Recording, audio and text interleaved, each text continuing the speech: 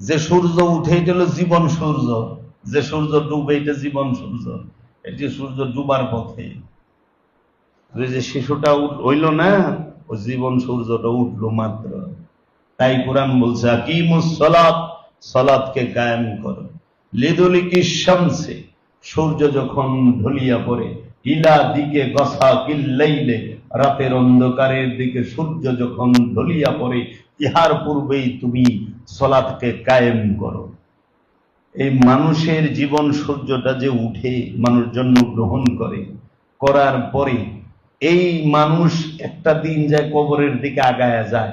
মৃত্যু নামক অন্ধকারের যে অজানা অন্ধকারের যে গহ্বর, এইটার ভিতরে এইটার দিকে ঢলিয়া পড়ার আগেই জীবন সূর্যটা, আপনি নামাজকে জীবন সূর্যের মধ্যে প্রতিষ্ঠিত করেন, আপনার জিন্দিগির মধ্যে সালাতকে কায়েম করেন।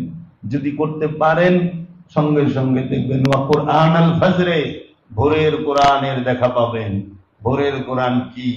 আপনার আত্মজাগরণ, আপনার মধ্যে রবের মহানূরের জাগরণ হয়েছে, রূপ প্রকাশ হয়েছে, রব রূপ ধারণ করেছে।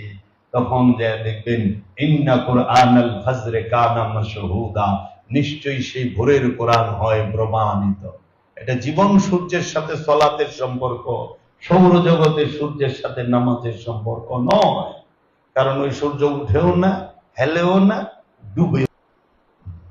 আপনারা আল্লাহর লেগে সব পাঠান শুরু করছেন, আল্লাহর কোরআন পড়ে আল্লাহর লেগে দোয়া করে। রূহ হইল আল্লাহর গোপন রূপের নাম, রব হইল আল্লাহর প্রকাশিত রূপের নাম। জাহিরি রূপের নাম রব, গোপন রূপের নাম রূহ।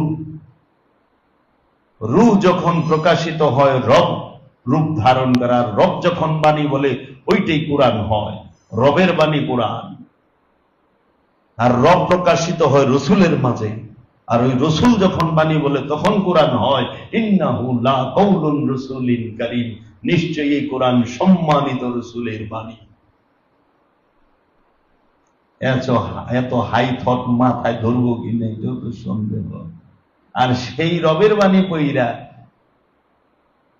রুহের লেগে আল্লাহ রাব্বুল আলামিন এই কোরআন তেলাওয়াত দেন, সওয়াব কোটি কোটি গুণ বাড়াইয়া বোনাস প্রদান করিয়া রূহ মুবারকে পাঠাইয়া দেন।